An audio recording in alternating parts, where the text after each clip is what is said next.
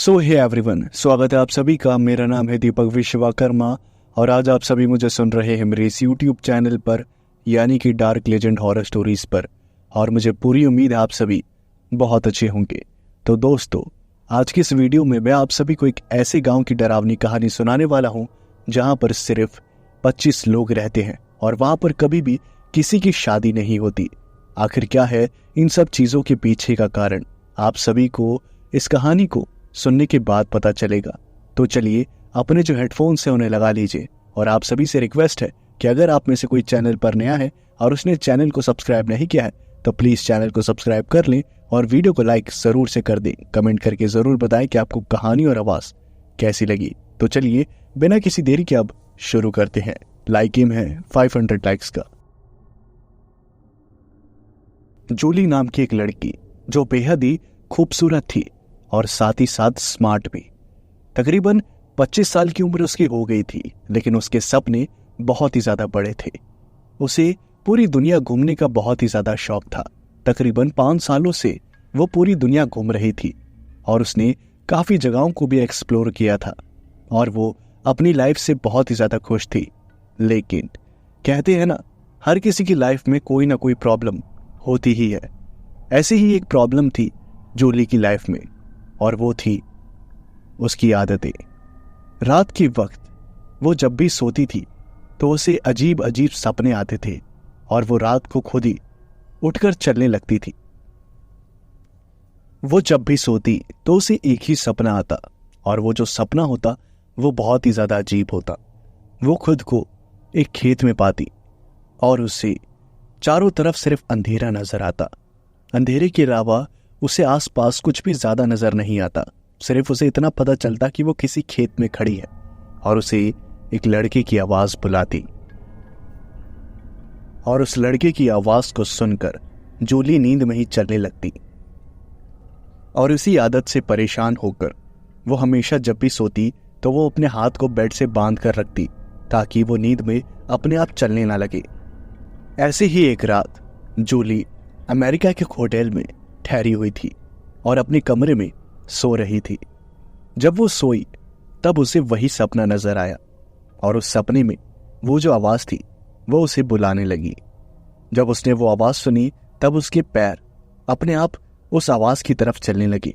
जूली अपने आप को चाहकर भी रोक नहीं पा रही थी।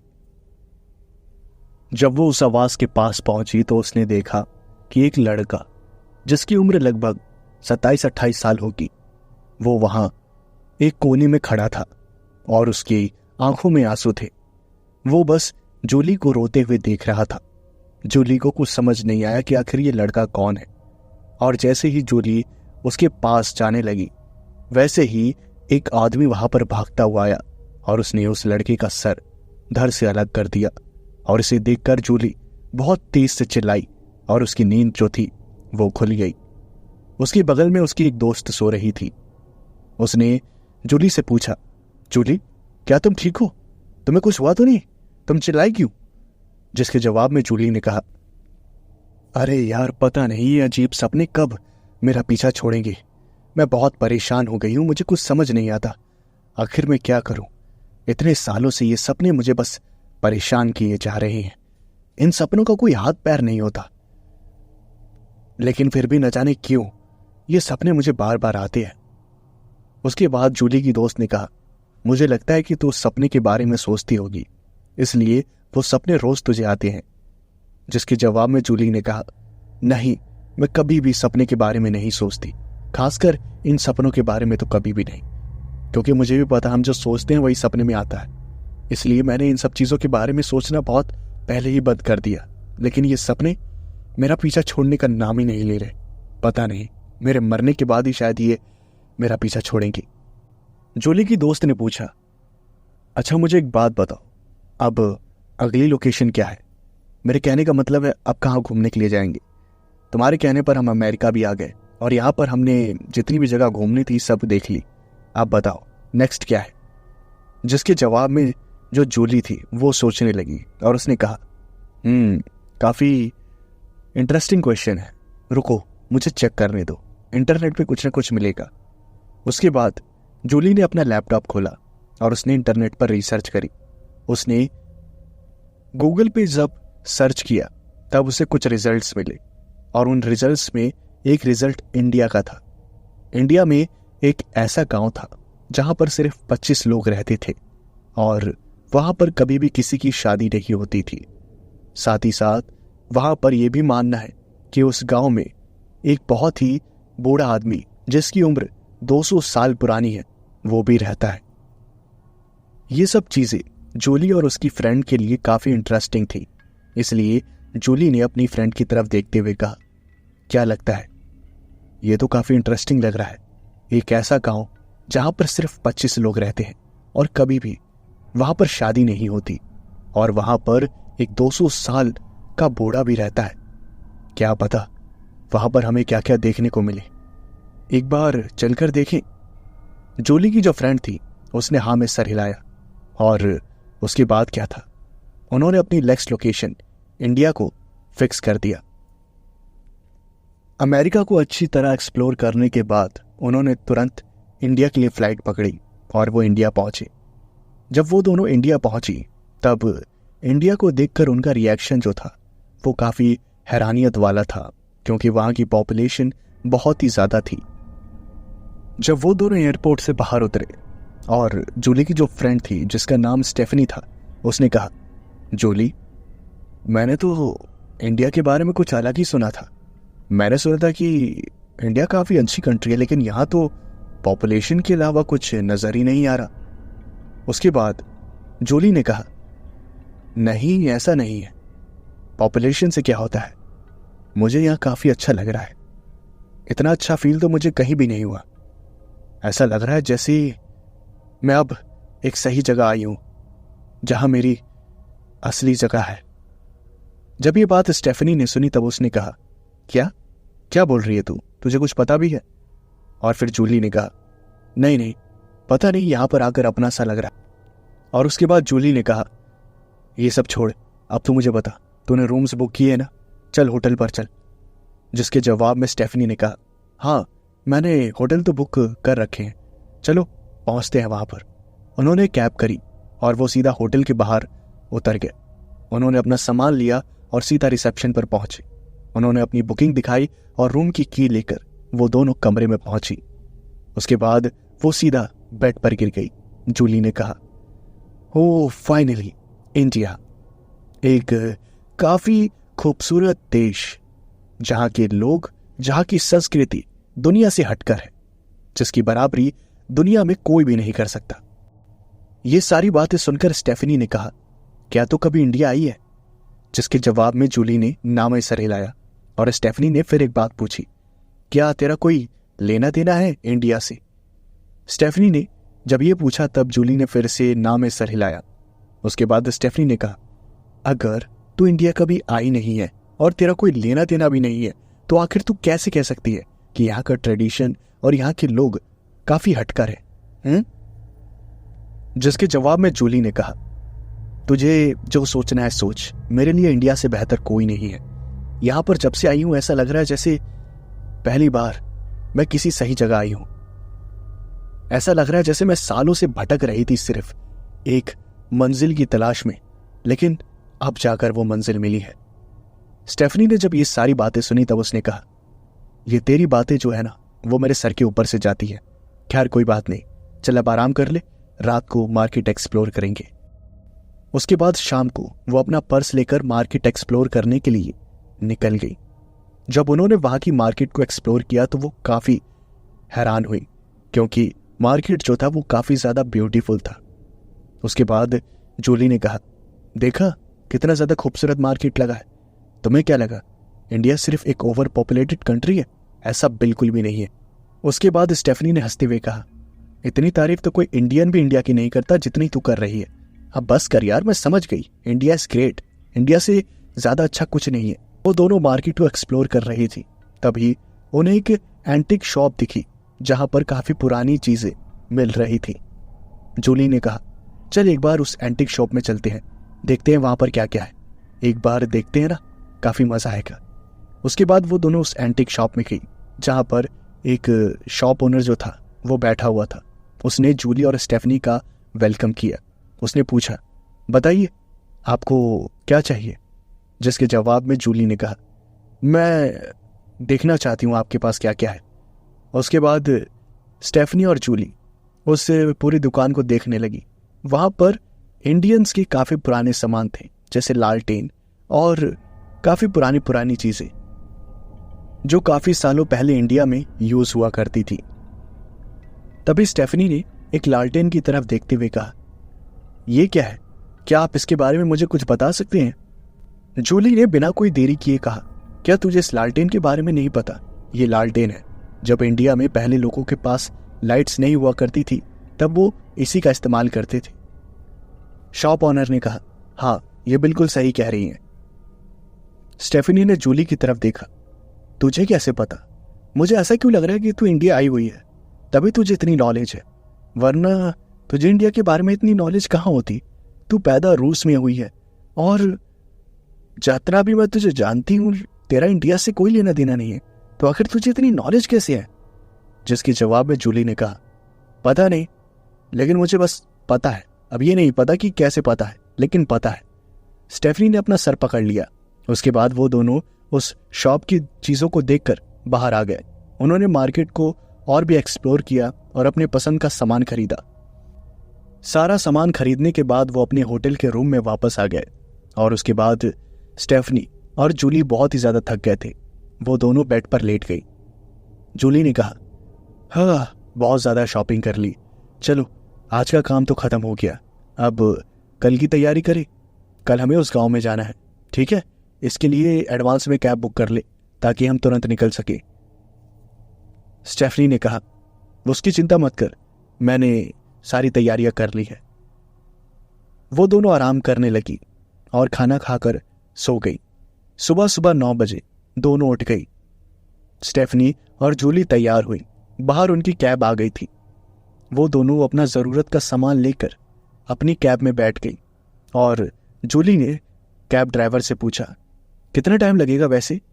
जिसके जवाब में कैब ड्राइवर ने कहा, ज़्यादा टाइम नहीं लगेगा मैम, बस 45 मिनट लगेगा। मैं जितना जल्दी हो सके आपको उस गांव में पहुंचा दूंगा।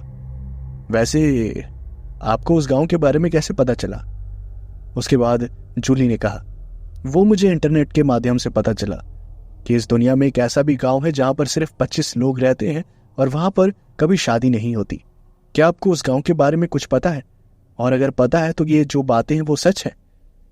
और उसके बाद उस कैब ड्राइवर ने कहा, जी ये बातें बिल्कुल सच हैं। उस गांव में सिर्फ 25 लोग रहते हैं और वहां पर कभी शादी नहीं होती, और साथ ही साथ वहां पर लोगों का मानना है कि एक 200 साल पुराना आदमी भी रहता है जिसकी उम्र कभी भी बढ़ती नहीं है।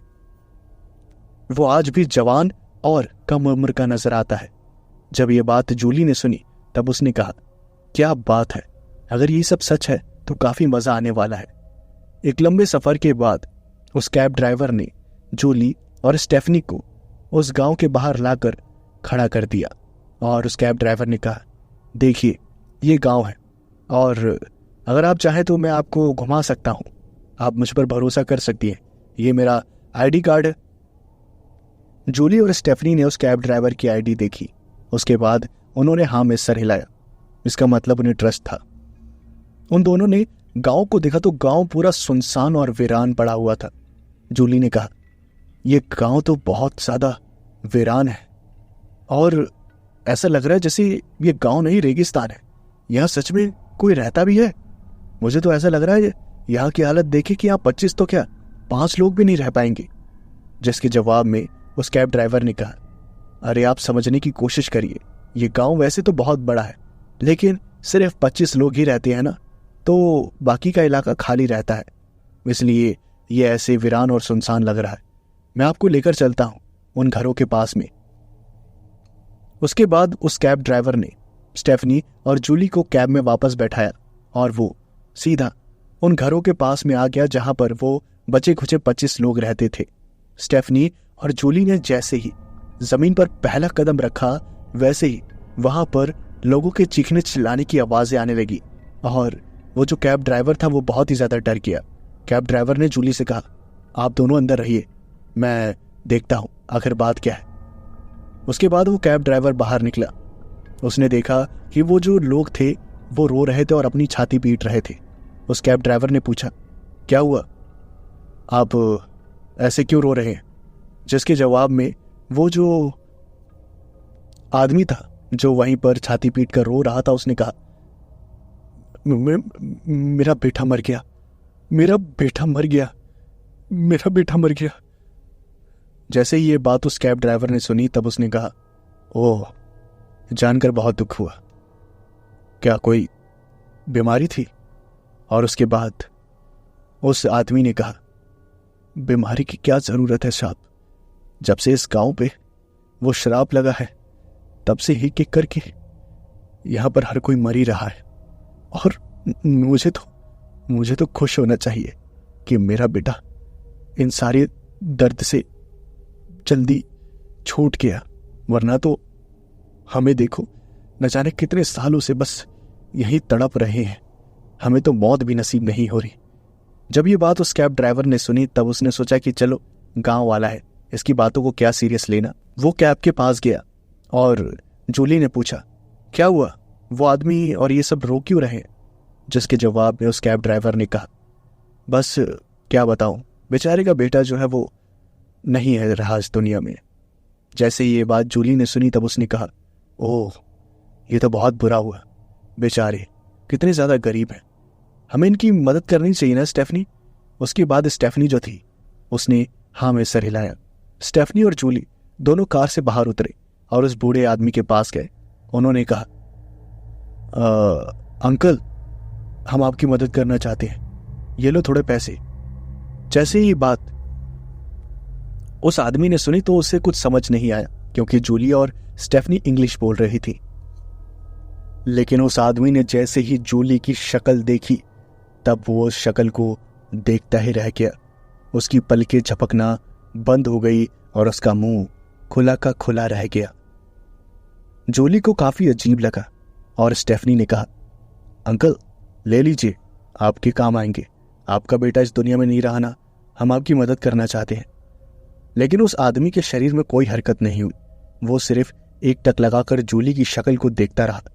और उसके बाद में वो जो कैब ड्राइवर था उसने कहा, तुझे समझ नहीं आ रहा?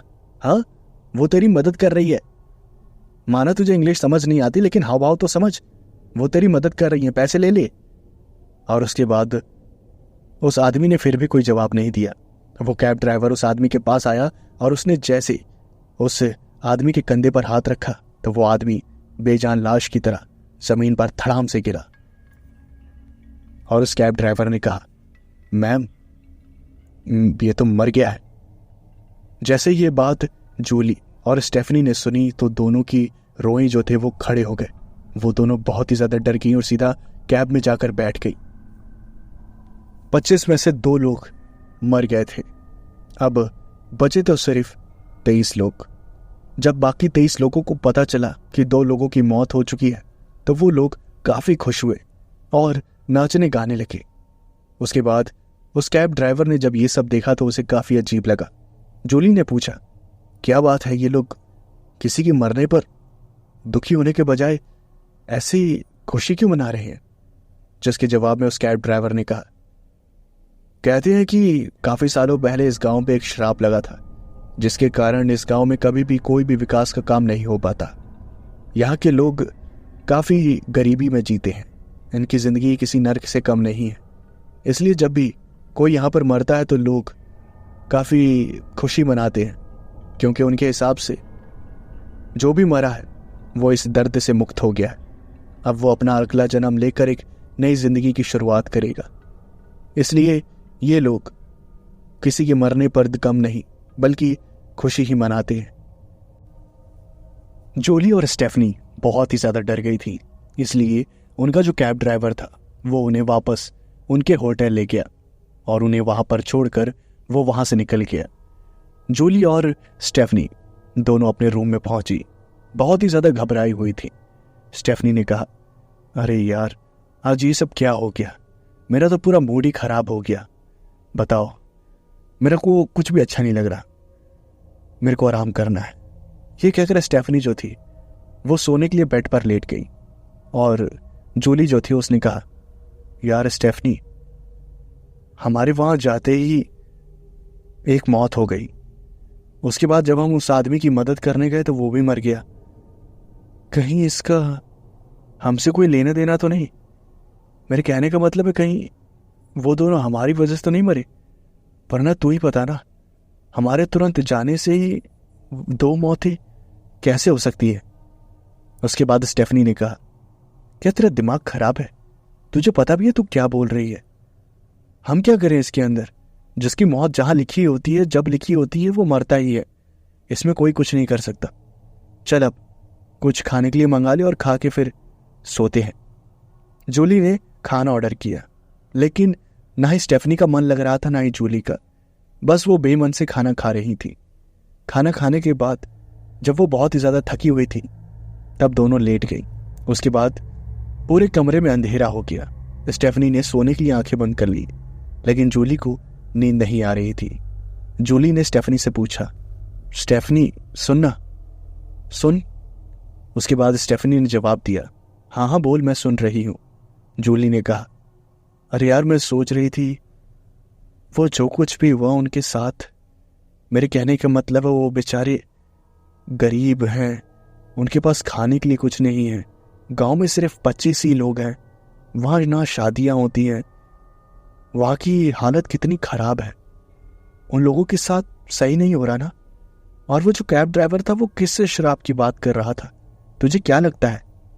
उसके बाद स्टेफनी ने जवाब दिया, अरे मुझे क्या पता कौन सा शराब है, कैसा शराब है, लेकिन गांव वालों के साथ तो बहुत बुरा हो रहा है। ऐसा उनके साथ नहीं होना चाहिए। जैसे ये बात स्टेफनी ने कही तो उसे एक आवाज सुनाई दी,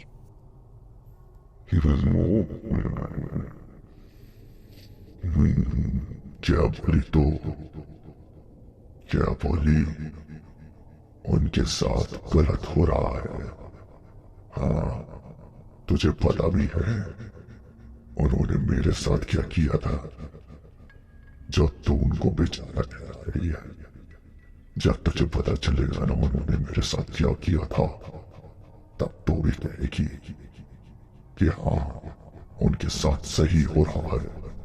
समझी तू?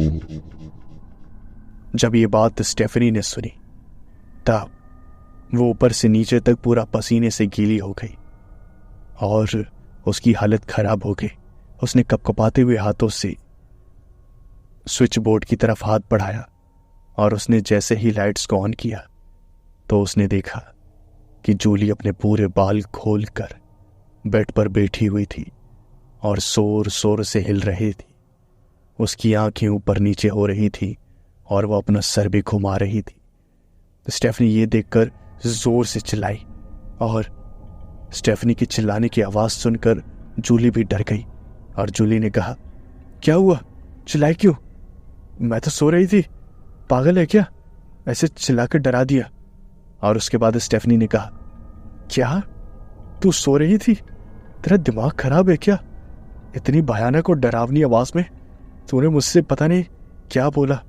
मैं तो पूरा ऊपर से नीचे तक पसीना पसीना हो गई। तू पागल है क्या? ऐसे डरा दिया तूने मुझे। उसके बाद जूली ने कहा, पागल मैं नहीं तू है, मैं तो बेचारी सो रही थी सिर्फ। वैसे भी जो कुछ भी मैंने आज देखा उसे देखने के बाद मेरा दिमाग काम करना बंद कर चुका है और मुझे सिर्फ आराम करना है। तभी अचानक से रूम का दरवाजा किसी ने खटखटाया। बाहर से कोई स्टाफ वाला था। उसने पूछा, मैम कोई परेशानी है क्या? आप चिल्लाई ना। उसके बाद स्टेफनी ने कहा, नहीं वो मैंने एक डरावना सपना देख लिया था, कोई बात नहीं आप जाइए। उसके बाद उस स्टाफ मेंबर ने कहा, ओके मैम, गुड नाइट। ये कहकर वो जो स्टाफ का मेंबर था वो वहां से चला गया। स्टेफनी और जूली दोनों ही बहुत ही ज्यादा घबराए हुए थे और सबसे ज्यादा तो स्टेफनी को जूली से डर लग रहा था। स्टेफनी ने कहा, देख मैं तो लाइट ऑफ करके अब सोने वाली हूं नहीं, तुझे सोना है तो सो, लेकिन लाइट ऑफ मत करियो, मैं सो रही हूं।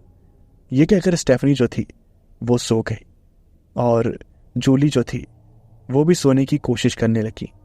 तकरीबन रात के 2 बजे तभी स्टेफनी को एक आवाज सुनाई दी। वो आवाज ऐसी थी जैसे कोई दरवाजा खोलने की कोशिश कर रहा हो। स्टेफनी तुरंत नींद से उठ गई। उसने देखा कि अंधेरे में ही जूली जो थी वो दरवाजे के पास खड़ी थी। स्टेफनी ने लाइट को जलाया तो उसने देखा जूली दरवाजे को खोलने की कोशिश कर रही थी लेकिन खोल नहीं पा रही थी। स्टेफनी ने पूछा, जूली तुम इतनी रात को दरवाजा क्यों खोल रही हो? कुछ बात है क्या? जूली ने कोई जवाब नहीं दिया। उसके बाद स्टेफनी ने फिर से पूछा, जूली तुम दरवाजा क्यों खोल रही हो? जवाब दो, तुम ठीक तो हो? ये कहते हुए स्टेफनी जो थी वो अपने बेड से उठी और वो जूली की तरफ बढ़ने लगी। जैसे ही उसने जूली का हाथ पकड़ा तो जूली ने पागलों की तरह चिल्लाते हुए स्टेफनी का हाथ काट लिया और स्टेफनी के हाथ से खून बहने लगा। स्टेफनी बहुत तेजी से चिल्लाई और स्टेफनी के चिल्लाने से जूली भी होश में आ गई और उसने पूछा, क्या हुआ? तू चिल्लाई क्यों? बोल, चिल्लाई क्यों? जूली ने देखा कि स्टेफनी के हाथ से खून बह रहा था और उस खून को देखकर जूली बहुत ही ज्यादा घबरा गई। जूली ने पूछा, ये खून? हे भगवान, ये खून तेरे हाथों से कैसे बहने लगा? रुक मैं दवाई लगाती हूँ, मेरे बैग में दवाई है, आखिर ये हुआ कैसे? उसके बाद स्टेफनी ने जवाब दिया, जरा एक बार शीशे में देख, तुझे पता चल जाएगा ये सब किया किसने है। उसके बाद जूली ने शीशे के पास जाकर देखा तो उसके मुंह पर खून लगा हुआ था और उस खून को देखकर वो तुरंत थूकने लगी और उसने कहा, हे भगवान, ये मेरे पर खून कैसे आया मेरे मुंह पर? उसके बाद स्टेफनी ने जवाब दिया, क्योंकि तूने मेरे हाथ को काटा है। तू पागल हो गई है क्या? पहले तो पता नहीं क्या लगता है तुझे, पागल हो गई है तू। तेरे से तो अब मुझे डर लगने लगा है, पता नहीं मैं तेरे साथ क्यों आ गई। स्टेफनी इतनी ज्यादा घबराई हुई और डरी हुई थी जिसके कारण वो ऐसे ही कुछ भी बोले जा रही थी, बिना हाथ पैर की बातें बोले जा रही थी। उसकी जबान जो थी वो हगला रही थी। जूली ने स्टेफनी से काफी बार माफी मांगी और उसके हाथ पर पट्टी भी बांधी। स्टेफनी ने कहा, देख अब मैं तेरे साथ नहीं सो सकती, समझी तू? पता नहीं रात में कब मुझे मारने के लिए दौड़ पड़े। एक काम कर, अगर तू सोएगी ना तो अपने हाथ पैर बांध कर सो, वरना मैं नहीं सोने वाली इधर, मैं दूसरे कमरे में जाती हूँ, मैं कोई दूसरा कमरा बुक करती हूँ। उसके बाद जूली ने कहा, अरे तू चिंता मत कर, मैं अपना वही पुराना वाला तरीका अपनाती हूँ। मैं अपना हाथ जो है ना वो बेड से बांध लेती हूँ ताकि मैं उठूँ ना, ठीक है? जूली ने अपने हाथ को बेड से बांध दिया। उसके बाद वो ऐसे ही सो गई। स्टेफनी को पूरी रात नींद नहीं आई। उसे जूली से डर लग रहा था। जैसे तैसे उसने रात को बिता दिया। सुबह सुबह जूली जो थी वो उठी और उसने अपना हाथ खोला। उसके बाद जूली ने कहा, स्टेफनी आज हमें उस गांव में वापस जाना है। ये सुनकर स्टेफनी ने कहा, क्या तेरा दिमाग खराब है? उस गांव में वापस जाना है? क्यों? उसके बाद जूली ने कहा, मुझे बस पता लगाना है कि आखिर उस गांव पे कौन सा श्राप है। जब तक मैं जानूंगी नहीं तब तक पता नहीं, मेरे दिल में एक अजीब सी बेचैनी बनी रहेगी। इसलिए मैं बस जानना चाहती हूँ उस गांव के बारे में, वो भी किसी भी हालत में। जब ये सारी बात स्टेफनी ने सुनी तब स्टेफनी ने कहा, तू पता है पागल हो गई है, रात के वक्त कभी भी उठकर किसी को भी काट लेती है और ऐसी अजीब अजीब हरकतें करती है और बार बार उस गांव में जाने की बातें करती है। एक काम कर, तू गांव में नहीं बल्कि पागल खाने में जा, समझी? वहां तेरे लिए ज्यादा अच्छा रहेगा। जब ये बात जूली ने सुनी तब उसने कहा, स्टेफनी अब बस करो, मुझे उस गांव में जाना है तो जाना है और तुम भी मेरे साथ चलोगी। ये सब सुनकर स्टेफनी जो थी उसने कहा, उसके बाद स्टेफनी ने कहा, सुन मेरी बात, मैं अगली फ्लाइट पकड़कर अपने घर वापस जा रही हूं। अब मैं तेरे साथ नहीं रह सकती। तू अपना अकेले जा, लेकिन अपना ख्याल रखियो। जूली ने बहुत मनाने की कोशिश करी लेकिन स्टेफनी जो थी वो नहीं मानी और आखिर में वो अपना सामान पैक करके वहां से निकल गई। अब जूली के पास दो रास्ते थे, या तो वो भी अपना सामान पैक करके अपने घर चली जाती या तो वो उस गांव को एक्सप्लोर करती। काफी सोचने के बाद उसने फैसला किया। उसने अपनी दिल की बात मानी और उस गांव को एक्सप्लोर करने का फैसला किया। वो उसी कैब ड्राइवर को लेकर वापस उसी गांव में पहुंची और उसके बाद जैसे ही उसने उस गांव की जमीन पर कदम रखा तो उसे काफी अच्छा महसूस होने लगा। ऐसे लगा जैसे उसमें कोई, उसके दिल में कोई बंद दरवाजा हो जो काफी सालों बात खुला हो। जूली को काफी अच्छा लग रहा था। वो उस गांव में ऐसे घूमने लगी जैसे वो उसकी ही का गांव हो। वो जो कैब ड्राइवर था वो भी जूली के साथ उसके साथ घूम रहा था, और घूमते घूमते जूली जो थी वो खेत और खलियान के पास पहुंच गई, जहां उसने देखा कि एक बूढ़ी औरत खेत में अकेले काम कर रही थी और काफी मेहनत कर रही थी। तभी जूली जो थी वो उस बूढ़ी औरत के पास गई और जूली ने उस बूढ़ी औरत से कहा, अम्मा, आप यहाँ अकेले अकेले मेहनत कर रही हैं। और जैसे ही उस बूढ़ी औरत ने ये बात सुनी तब उसने जूली की ओर देखा तो उसके चेहरे पर मुस्कुराहट आ गई और उसने सारा काम छोड़कर जूली के पास आई और उसने पूछा, बेटी, तुम हो राधिका? इतने सालों बाद तुमने अपना वादा पूरा किया बेटी, तुम वापस जरूर आई। जैसे ये बात जूली ने सुनी तब उसने कहा, माँ, आप मुझे जानती हैं, लेकिन मेरा नाम राधिका नहीं है, मेरा नाम जूली है। आपसे पहचानने में कोई गलती हो रही है।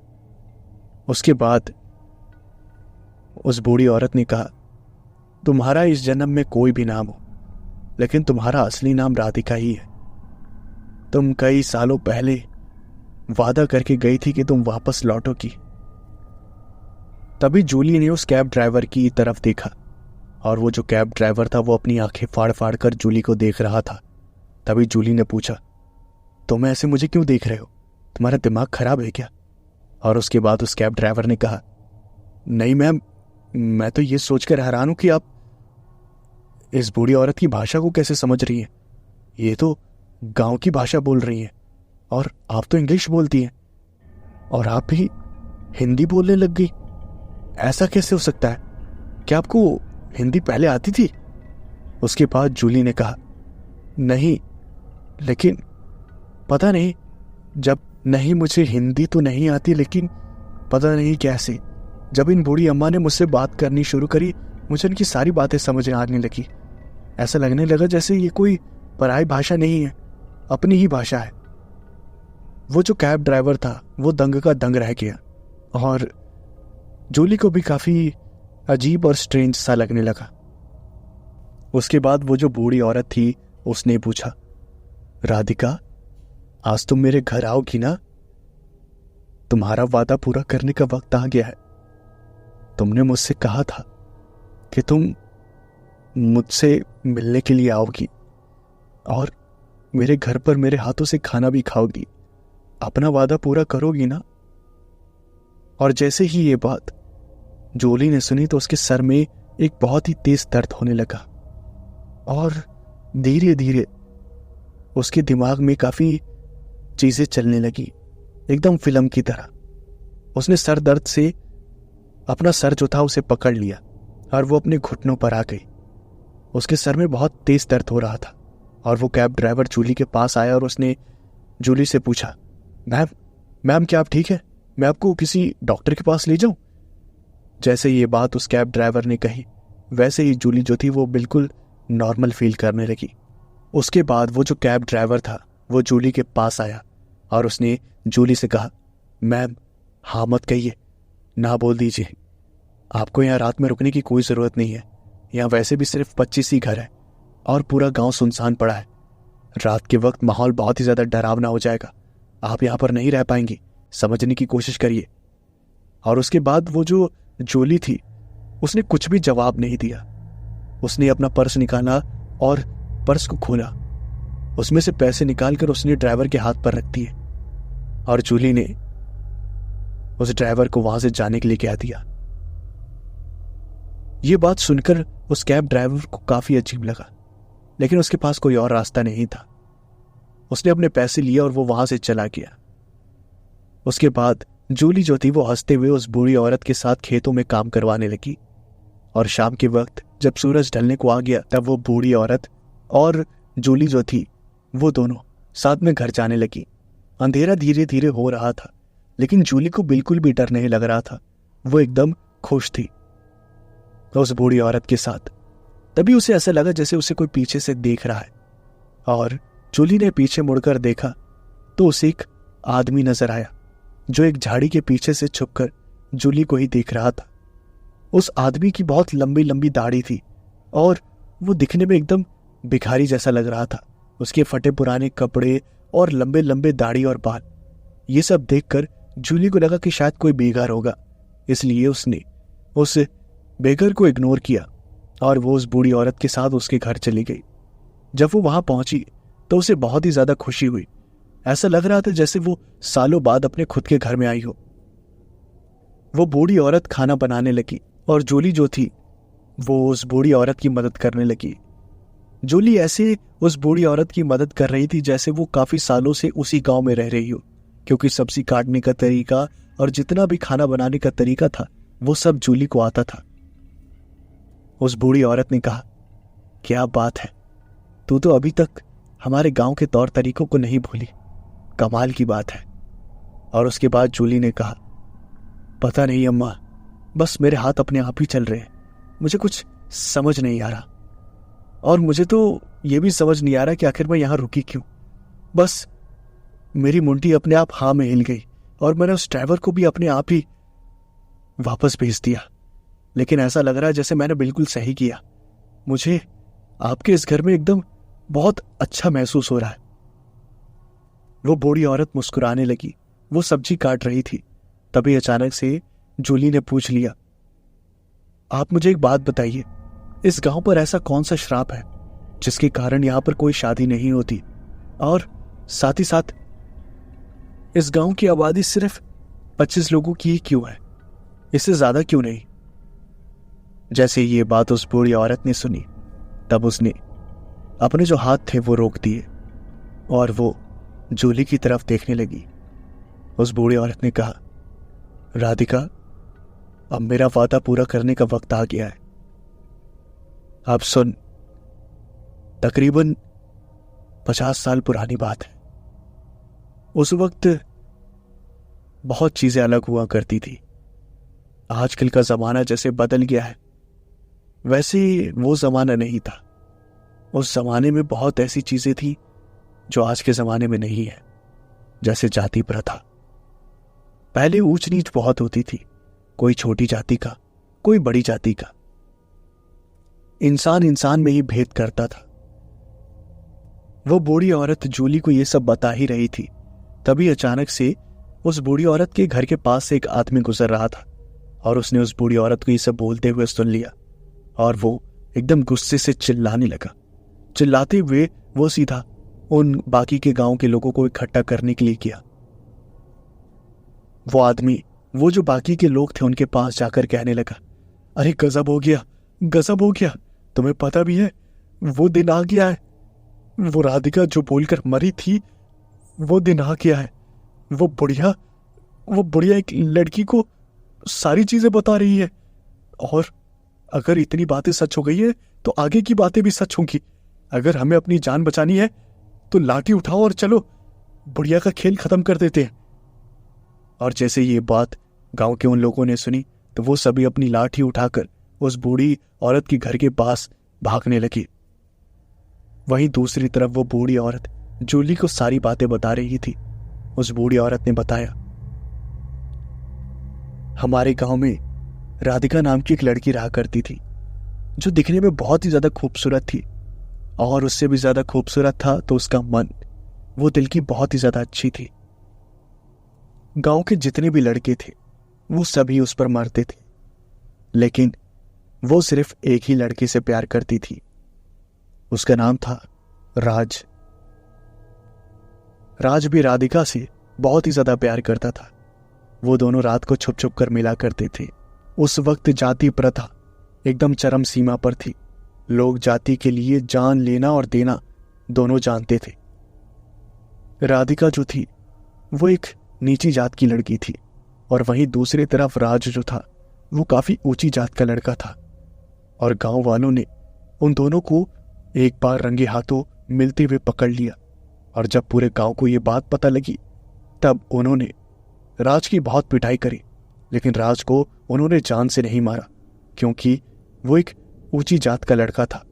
लेकिन बेचारी फंसी तो राधिका, क्योंकि वो एक नीची जात की लड़की थी गांव वालों ने काफी बर्बरता से राधिका को पीटा और एक पेड़ से बांधकर उसे आग के हवाले कर दिया। लेकिन मरते मरते राधिका कह के गई कि वो वापस जरूर आएगी। और जाते जाते श्राप भी दिया कि इस गांव में अब किसी की भी शादी नहीं होगी, और अगर होगी तो उसका पूरा खानदान खत्म हो जाएगा। और यहाँ के गांव के लोग दुनिया में किसी भी कोने में नहीं बस पाएंगे। अगर वो बसने की कोशिश करेंगे तो उनकी भी मौत हो जाएगी। गांव वालों ने इस बात को बिल्कुल भी गंभीरता से नहीं लिया। गांव में काफी बार शादी करने की कोशिश की गई, लेकिन जिसकी शादी करने की कोशिश की गई उसका खानदान जो था वो काफी तड़प कर मरा। किसी के खानदान में कोई बीमारी फैल गई और किसी के खानदान की दुर्घटना में मौत हो गई। और ऐसे ही पूरे गांव की जो आबादी थी वो कम होते होते सिर्फ 25 ही रह गई। राधिका मेरी बहुत अच्छी सहेली थी। हम दोनों बचपन से साथ में ही रहा करते थे। उसके मरने के बाद वो रोज मेरे सपने में आकर मुझसे बातें किया करती थी। उसने मुझसे कहा कि वो वापस आएगी, और उसने मुझे एक जिम्मेदारी दी कि वो जब भी वापस आएगी तो उसे कुछ याद नहीं होगा और मुझे उसे सारी बातें याद दिलानी होगी। और तभी जूली ने पूछा, लेकिन राज का क्या हुआ? जिसके जवाब में उस बूढ़ी औरत ने कहा, राधिका के मरने के बाद राज जो था वह एकदम मानसिक रूप से पागल हो गया, और उसके पागलपन में वो इधर उधर भटकने लगा। उसे ये तो पता था कि उसकी राधिका उसके पास वापस आएगी, इसलिए उसने साधना करना शुरू कर दिया, और साधना करके उसने अपनी उम्र को एक ही जगह पर रोक दिया। और वो कई सालों से इधर से उधर गांव में ही भटकता है, लेकिन किसी को नजर नहीं आता। मुझे भी आज तक वो नजर नहीं आया। न जाने गांव के कौन से कोने में होगा वो। तभी अचानक से घर के दरवाजों को वो जो गांव के लोग थे वो तेज तेज पीटने लगे, और वो जो औरत थी वो बहुत ही ज्यादा डर गई। और तभी उस औरत ने चिल्लाकर पूछा, कौन है? कौन इतनी तेज तेज दरवाजा पीट रहा है? तभी बाहर से आवाज आई, तूने उस लड़की को कुछ बताया तो नहीं? कसम खाकर बोल रहा हूं, अगर तूने उस लड़की को कुछ बताया होगा तो मैं तुझे जान से मार दूंगा, समझी तू? और उसके बाद उस बूढ़ी औरत ने जूली की तरफ देखा तो जूली के चेहरे पर एक बहुत ही डरावनी मुस्कुराहट थी, और उसकी आंखों में खून सवार था। उसने मुस्कुराते हुए हाँ में सर हिलाया, और वो जो बूढ़ी औरत थी वो भी हंसने लगी। हंसते हुए वो दरवाजे के पास गई और उसने दरवाजा खोल दिया। दरवाजा खोलते ही वो जो गांव के लोग थे वो पागलों की तरह घर में घुस गए, और वो चीजों को तोड़ फोड़ना शुरू कर दिया उन्होंने। उसके बाद जैसे ही गांव के सारे लोग घर के अंदर घुस गए, तब उन्होंने राधिका को बहुत गलत बकना शुरू कर दिया। गांव वाले राधिका को ढूंढने लगे और उन्होंने उस बूढ़ी औरत को पकड़कर मारना शुरू कर दिया। तभी अचानक से उन्होंने देखा कि वो जो जूली थी, जिसके बाल पूरे खुले हुए थे और उसकी आंखों में खून सवार था, उसका पूरा चेहरा सफेद पड़ा हुआ था, और वो एक अजीब सी मुस्कुराहट के साथ पूरे गांव वालों को घूर कर देख रही थी। जूली का इतना डरावना रूप देखने के बाद वो जो गांव वाले थे वो इतना ज्यादा डर गए कि उन्होंने भागने की कोशिश करी, तो घर का जो दरवाजा था वो बंद हो गया। और उसके बाद वो जो गांव वाले थे वो जूली को इतने डरावने रूप में देख रहे थे। अब जूली नहीं रही थी। जूली अब राधिका बन चुकी थी, जो इतने सालों बाद अपना बदला पूरा करने के लिए और अपने वादे को पूरा करने के लिए वापस आई थी। जूली को ऐसे हंसते हुए देखकर वो जो गांव वाले थे वो अपनी पैंट में ही पेशाब करने लगे और पागलों की तरह दरवाजा पीटने लगे। वो यही सोच रहे थे कि कहीं से तो उन्हें भागने का मौका मिल जाएगा, लेकिन राधिका जो थी वो अपना बदला लेने के पूरे मूड में थी। उसने एक धारदार हथियार उठाया जिससे फसल काटी जाती है, और उस हथियार से उसने उन गांव वालों पर हमला कर दिया और एक एक करके उसने सभी गांव वालों के सरों को काट कर वहां पर सरों का ढेर लगा दिया और पूरा जो खून था वो घर में फैल गया। उस पूरे खून से राधिका जो थी उसने अपना मुंह धो लिया और उसने अपने बाल भी धोए और बचे हुए खून को वो पी गई। और वो जो घर का दरवाजा था वो अपने आप खुल गया। वो जो बूढ़ी औरत थी उसने राधिका के कंधे पर हाथ रखा और सामने देखने के लिए कहा। जैसे ही राधिका ने सामने देखा तो उसे सामने वही आदमी नजर आया जिसकी लंबी लंबी दाढ़ी थी और लंबे लंबे बाल थे और चेहरे पर मुस्कुराहट थी। और उसने राधिका की आंखों में देखा और राधिका अपने राज को पहचान गई। वो पागलों की तरह दौड़ते हुए राज के पास गई और उसने राज को गले से लगा लिया और राज जो था वो फूट फूट कर रोने लगा। तभी राज ने देखा कि वो जो बूढ़ी औरत थी उसने गहरी सांस ली और मुस्कुराते हुए वो जमीन पर गिर गई। राधिका और राज दोनों भागते हुए उस बूढ़ी औरत के पास गए और राज ने कहा, ये तुमने क्या किया? तुमने ये क्यों किया? हाँ, तुमने अपनी जान क्यों दी? जिसके जवाब में उस बूढ़ी औरत ने कहा, अब मेरी जिंदगी में करने के लिए बचा क्या है? मेरी जिंदगी का एक ही मकसद था, मेरी सहेली का दिया हुआ वचन पूरा करना, और वो मैंने कर दिया। अब मेरे लिए कुछ भी नहीं बचा। मेरे पति का स्वर्गवास हो गया और अब मैं जीकर क्या करूंगी? एक जिम्मेदारी पूरी करनी थी, आज वो भी कर ली, इसलिए खुशी खुशी ये दुनिया छोड़कर जा रही हूं। और ये कहकर वो बूढ़ी औरत भी मर गई। जूली, जो कि पूरी तरीके से राधिका बन चुकी थी, वो अब रोते हुए उठी। राज ने राधिका को संभाला। उसके बाद वो दोनों अपनी एक नई दुनिया की शुरुआत करने के लिए वहां से चले गए। लेकिन कहते हैं कि वो जो गांव वालों की आत्मा है उन्हें शांति नहीं मिली, इसलिए वो गांव वालों की जो आत्मा है वो आज भी उसी गांव में भटकती है। वो गांव पूरी तरह से खत्म तो हो चुका है, लेकिन अब उस गांव में इंसान नहीं, सिर्फ भूत प्रेत रहते हैं।